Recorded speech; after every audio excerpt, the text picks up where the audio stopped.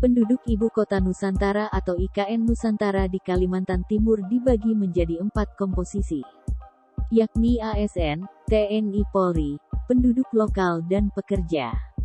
Dilansir dari Kompas.com, Kepala Otorita Ibu Kota Nusantara (IKN) Bambang Susantono mengatakan, penduduk di Ibu Kota Baru Indonesia diperkirakan ada 200.000 jiwa pada 2024.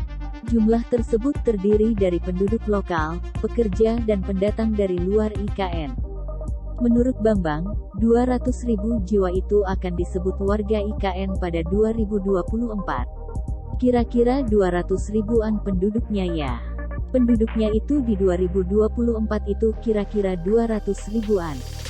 Itu termasuk yang penduduk lokal, pekerja, kemudian yang pendatang tadi, ujar Bambang usai rapat dengan Presiden Joko Widodo di Kompleks Istana Kepresidenan, Rabu, tanggal 2 November tahun 2022. Bambang menjelaskan, populasi warga di IKN menjadi hal penting karena menyangkut investor. Dengan populasi yang ideal, maka bisa meyakinkan investor untuk datang ke IKN.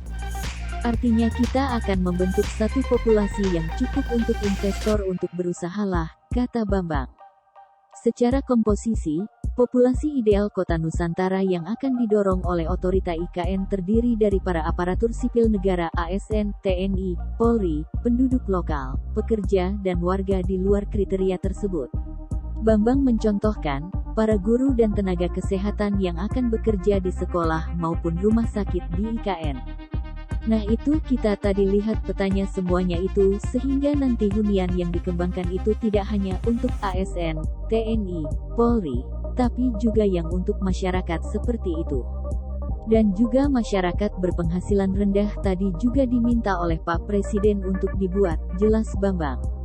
Sejalan dengan penetapan populasi IKN, pemerintah pun memastikan pembangunan fisik IKN segera dimulai pada Januari tahun 2023.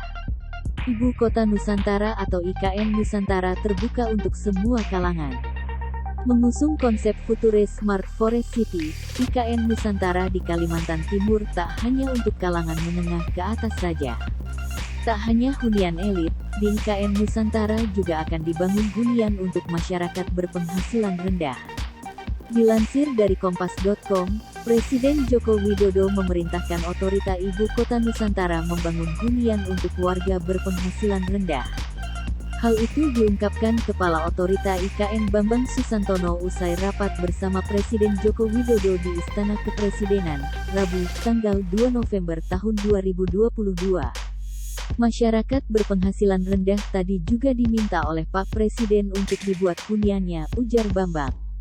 Bambang menjelaskan, nantinya IKN akan dirancang untuk bisa dihuni oleh aparatur sipil negara ASN, TNI, Polri, warga lokal, para pekerja dan kelompok-kelompok di luar kategori itu.